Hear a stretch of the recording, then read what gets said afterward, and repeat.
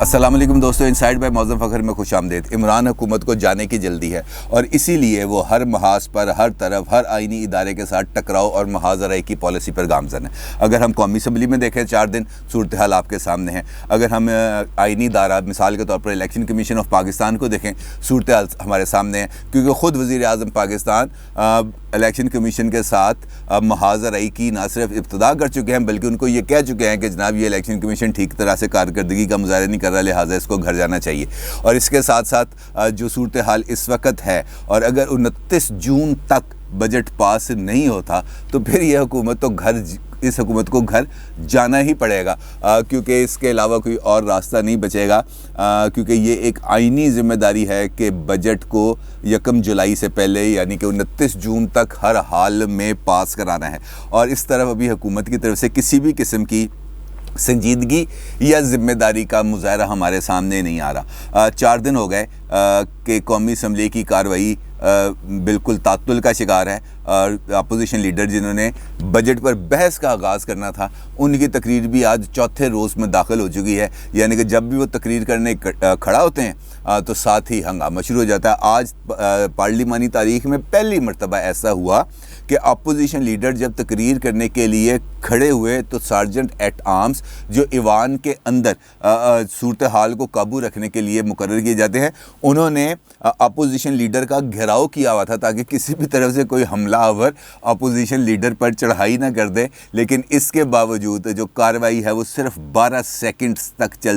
چل پائی، اور اس کے بعد اسپیکر کو یہ کہنا پڑا کہ جناب جب تک حزب اختلاف اور حزب مخالف دونوں کسی نہ کسی نقطے پر متفق نہیں ہو جائیں گے، میں ایوان کی کارروائی کو آگے نہیں چلا پاؤں گا۔ اور پھر اجلاس کی کارروائی کو کل 12 بجے دوپہر تک ملتوی کر دیا گیا، اور پھر اس دوران پیش رفت ہوئی کچھ اپوزیشن کی طرف سے ایک اجلاس ہوا جس کے اندر اسپیکر نیشنل اسمبلی کے خلاف تحریک عدم اعتماد پیش کرنے کا فیصلہ کیا گیا، اور یہ کہا گیا کہ اسد کیسر صاحب اپنی ذمہ داریاں پورے طریقے سے انجام نہیں دے رہے، لہٰذا ان کی موجودگی میں یہ ایوان نہیں چل پائے گا۔ ایسا ٹوتھ لیس اسپیکر پاکستان کی جو پارلیمانی تاریخ ہے اس میں نہیں گزرا۔ اگر میں آپ کو ایک چھوٹا سا واقعہ بتاتا ہوں کہ ایک بینظیر بھٹو صاحبہ کے دور حکومت میں یوسف رضا گیلانی صاحب جو اس وقت اپوزیشن لیڈر ہیں، سینٹ میں وزیر اعظم بھی اس ملک کے رہ چکے ہیں، وہ اسپیکر نیشنل اسمبلی تھے، اور اس وقت کی اپوزیشن شہباز شریف صاحب کے بڑے بھائی نواز شریف صاحب چلا رہے تھے، اور اس وقت بھی ایک معاملے پر جو اس وقت کی حکومت تھی اس کا دباؤ آیا، یعنی کہ بینظیر بھٹو صاحبہ کا دباؤ آیا یوسف رضا گیلانی صاحب پر کہ آپ نے جو اپوزیشن لیڈر اور ان کے جماعت کے جو لوگ جیلوں میں بند ہیں مقدمات کی وجہ سے، آپ نے ان کے پروڈکشن آرڈرز جاری نہیں کرنے، لیکن یوسف رضا گیلانی صاحب نے تمام تر دباؤ کے باوجود پروڈکشن آرڈرز جاری کر دیے ان تمام اپوزیشن رہنماؤں کے، اور اس کے باوجود بھی انہوں نے اپنی مدت کو مکمل کیا۔ اور اسی دوران جب یہ بینظیر بھٹو صاحبہ اور یوسف رضا گیلانی صاحب کے درمیان محاذر یہ عروج پہ تھی، وہ ایک دفعہ لاہور تشریف لائے، الحمرہ ہال کے اندر ایک فنکشن تھا، میں ان دنوں روزنامہ مساوات سے وابستہ تھا اور میں ان سے رپورٹنگ کرتا تھا، تو میں ان کے پاس گیا، چونکہ اسپیکر نیشنل اسمبلی میری بیٹ میں تھے، تو میں وہاں پہ گیا اور ان سے اس بارے میں ہال کے اندر بیٹھے وہ پروگرام دیکھ رہے تھے، تو میں ان کی پچھلی سیٹ پہ گیا، ان سے پوچھا کہ جناب یہ کیا معاملہ چل رہا ہے؟ انہوں نے کہا جناب میں اپنی آئینی ذمہ داریاں پوری کر رہا ہوں۔ میں نے کہا جی بی بی تو اس معاملے میں بہت زیادہ ناراض ہیں، تو انہوں نے کہا جی بی بی اگر ناراض ہیں تو مجھے حکم کریں، میں ابھی اسپیکر نیشنل اسمبلی کے عہدے سے استعفیٰ دے دوں گا، لیکن میں اپنی آئینی ذمہ داریاں پوری کروں گا۔ مثلاً یہ کریڈٹ ہے یوسف رضا گیلانی صاحب کا کہ انہوں نے اپنی لیڈر کی ناراضگی کو قبول کیا، لیکن جو اپنا آئینی فرض تھا وہ انہوں نے ادا کیا، اور جب وہ وزیر اعظم تھے تب بھی انہوں نے اپنی نااہلی کو تو قبول کر لیا، لیکن جو اپنا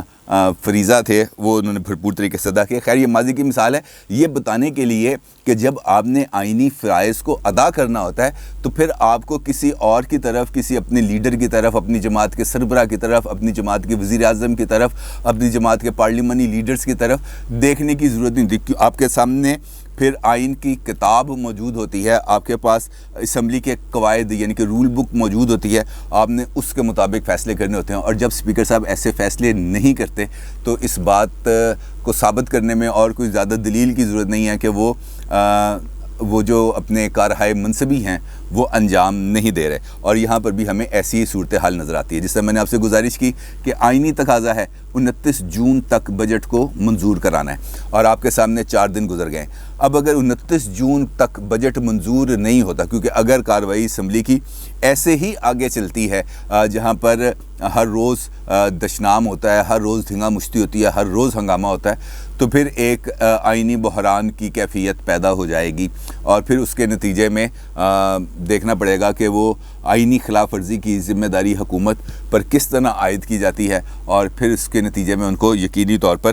گھر جانا پڑے گا. اور شاید حکومتی اراکین اس تمام صورتحال کو بہت زیادہ لائٹ لے رہے ہیں. وہ یہ سمجھ رہے ہیں کہ جو جتنا زیادہ شور مچائے گا، جو جتنا زیادہ ہنگامہ کرے گا، جو جتنا زیادہ اپوزیشن کو بیش کرے گا، ان کی ٹرولنگ کرے گا، اس کا قد جماعت کے اندر بڑھ جائے گا. بات تو درست ہے، ان کی جماعت کے اندر تو ان کا قد بڑھ جائے گا، لیکن عام لوگوں کی نظر میں وہ قد یقینی طور پر کم ہوگا، چاہے وہ اپوزیشن کی طرف سے ہو، چاہے وہ گورنمنٹ کے لیول پر ہو. اور اس وقت اگر دیکھا جائے تو حیران کن بات یہ ہے کہ ہر طرف دوڑ لگی ہوئی ہے اس بات کی کہ یار میں زیادہ بدتمیزی کروں تاکہ میں عمران خان صاحب کی نظروں میں آؤں. اور اب تو نوبت یہاں تک آ گئی کہ وہ لوگ جو ایوان میں موجود نہیں ہیں وہ بھی اب اپوزیشن کو دھمکیاں دے رہے ہیں کہ شکر کریں میں اسمبلی میں نہیں. فردوس عاشق اعوان صاحبہ تھپڑ فیم جو لیڈر ہیں اس وقت پی ٹی آئی کی، ان کی طرف سے یہ بیان سامنے آیا کہ اپوزیشن شکر کرے کہ میں اسمبلی میں نہیں، اگر میں اسمبلی میں ہوتی تو ان کو لگ پتہ جاتا.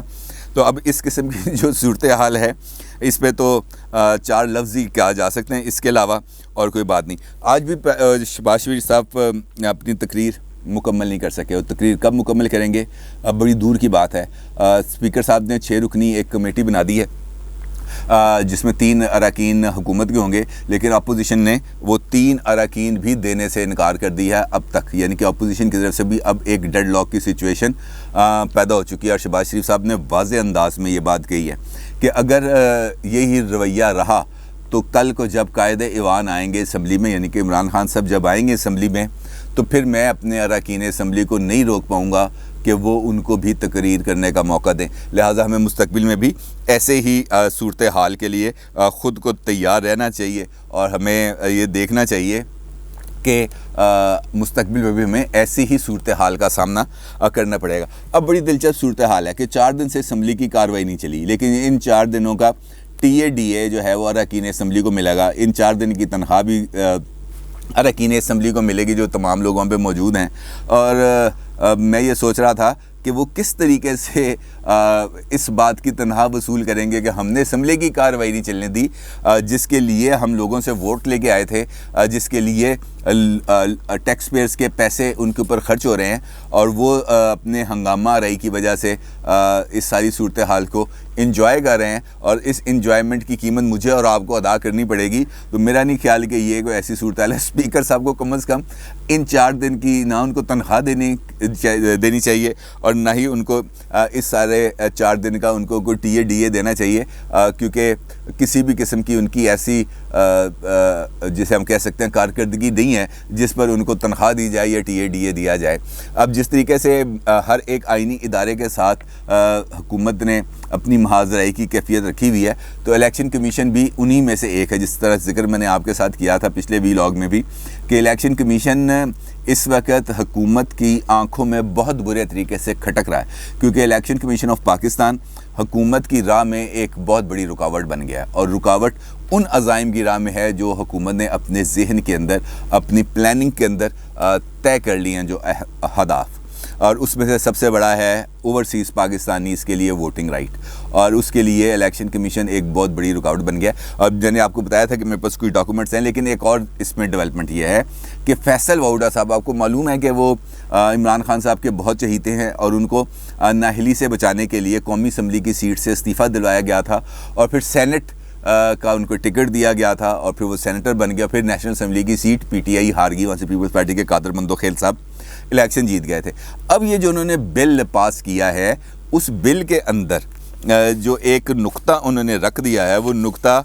صرف اس وجہ سے رکھا گیا ہے کہ فیصل واؤڈا صاحب کو اس کا फ़ायदा पहुँचे, और वो मामला है आर्टिकल 62 और 63 के हवाले से। जो आपको पता है अरकान असम्बली की अहलियत और नाअहलियत को जज करने के लिए ये आर्टिकल आइन में मौजूद है। अब इस आर्टिकल के तहत यानी कि जो इन्होंने नया कानून पास किया है इलेक्शन एक्ट का, उसके अंदर इस बात की गुंजाइश रखी गई है कि जो रुकन असम्बली जब अपने नॉमिनेशन पेपर्स फाइल करते वक्त अपनी जो नेशनैलिटी है उसके हवाले से कोई भी चीज़ छुपाता है, तो पहले जो क़वानीन हैं उसके मुताबिक उसको कागज़ात नामज़दगी दाखिल करने से पहले अपनी एक नेशनैलिटी को छोड़ना होगा। लेकिन अब नए कानून के तहत कागज़ात की जांच पड़ताल का मरहला मुकम्मल होने के बाद भी वो अपनी पेश की गई दस्तावेज़ात में से किसी दस्तावेज़ को बदल सकता है, वापस ले सकता है, या उसको दोबारा सबमिट कर सकता है, जिस पर इलेक्शन कमीशन ऑफ पाकिस्तान ने शदीद रिजर्वेशंस का इजहार किया है। और इलेक्शन कमीशन ऑफ पाकिस्तान का ये कहना है कि कानून के अंदर आप तब्दीली करके आइन को नहीं बदल सकते, क्योंकि आइन के अंदर आर्टिकल 62 और 63 मौजूद है, और आइन में तरमीम किए बगैर 62 और 63 को आप बिल्कुल नहीं बदल सकते। लिहाजा ये जो एक्ट के ज़रिए कानून है, यानी कि छोटा कानून जो है वो बड़े कानून को नहीं बदल सकता। और इसको बदलने का मतलब ये है कि आप आइन के ढांचे के साथ छेड़छाड़ कर रहे हैं, और ये आइन के साथ आइनी ढांचे के साथ जो छेड़छाड़ है ये किसी भी सूरत काबिल कबूल नहीं है। तो ये एक नई लड़ाई बन गई है, क्योंकि कल फैसल वाउडा साहब की पेशी थी इलेक्शन कमीशन के अंदर, तो उनका वकील नहीं आया, जिस पर इलेक्शन कमीशन ने फिर उनको आखिरी नोटिस जारी कर दिया कि जनाब आप इसमें पेश हों, अदरवाइज़ फिर आपके ख़िलाफ़ यकतरफ़ा कार्रवाई होगी। और दूसरी जानब ये कानून पास करके उनको एक और रियायत दी जा रही है। तो सूरत हाल आपके सामने है। इस सूरत हाल के अंदर हंगामा खेज़ी मुकम्मल मौजूद है, और अब ये सवाल पैदा हो रहा है कि अगर अरकान पार्लियामेंट भी इस हंगामा खेज़ी से पीछे नहीं हट सकते, ना हुकूमत ना अपोजिशन, तो फिर कौन है जो आके इस सारे मामले के अंदर मरकज़ी किरदार अदा करेगा। और किसी दोस्त के साथ मेरी बात हो रही थी तो उनका ये कहना था कि बेहतर यह है कि अब आर्मी चीफ़ को ही इस सारी सूरत हाल में मुदाखलत करना पड़ेगी, और आर्मी चीफ़ साहब को आके मिलना पड़ेगा प्राइम मिनिस्टर से, और उनको ये बात समझानी पड़ेगी कि जनाब कुछ खौफ करे खुदा का, 29 जून तक अगर आपने कार्रवाई को आगे ना बढ़ाया तो बड़े संगीन मसाइल पैदा हो जाएंगे, क्योंकि मुल्क ने चलना है। देखें, बुनियादी बात सिर्फ बजट का मामला हुकूमत तक नहीं है। बजट मंजूरी के बाद ही पैसे आगे किसी ना किसी जगह पर ट्रांसफ़र हो सकेंगे, सरकारी मुलाजमीन को तनख्वाहें मिल सकेंगी, पेंशनर्स को पेंशन्स मिल सकेंगी, जो तरक्याती काम हुकूमत ने करने हैं उसके लिए फ़ंड्स जारी हो सकेंगे, रेवेन्यू की कलेक्शन हो सकेगी, रेवेन्यू की आगे तकसीम हो सकेगी। ये सारे मामला तो रुक जाएंगे अगर बजट पास नहीं होता। तो फिर ऐसी सूरत हाल में ये बड़ी मुनासिब तजवीज़ है कि फिर army chief general Qamar Javed Bajwa को ही इसमें कोई ना कोई किरदार अदा करना पड़ेगा। और अगले चंद रोज़ में अगर उनकी वज़ीर-ए-आज़म से मुलाकात हो जाती है तो यकीनी तौर पर फिर कोई ना कोई रास्ता निकल आएगा। ऑल्दो कि इस वक्त बहुत मसरूफ़ हैं, वो मुख्तलिफ़ कोर्स के हंगामी दौरे भी कर रहे हैं। अभी पिछले दिनों उन्होंने कोटली और सियालकोट का दौरा किया था, और वो अपने जो सिपाही हैं उनके साथ लाइजोन में भी मौजूद हैं। लेकिन अब देखना यह है कि इस सारी सूरत हाल में हमारी जो इस्टेब्लिशमेंट है वो किस तरीके से अपना किरदार अदा करेगी, और ये जो तलखी है, ये जो महाजराई है, ये जो हंगामा है, इसको सर्द करने के लिए अपना किरदार अदा करेगी। अपनी राय का ज़रूर इज़हार कीजिएगा। आपका बहुत शुक्रिया। अल्लाह हाफ़िज़।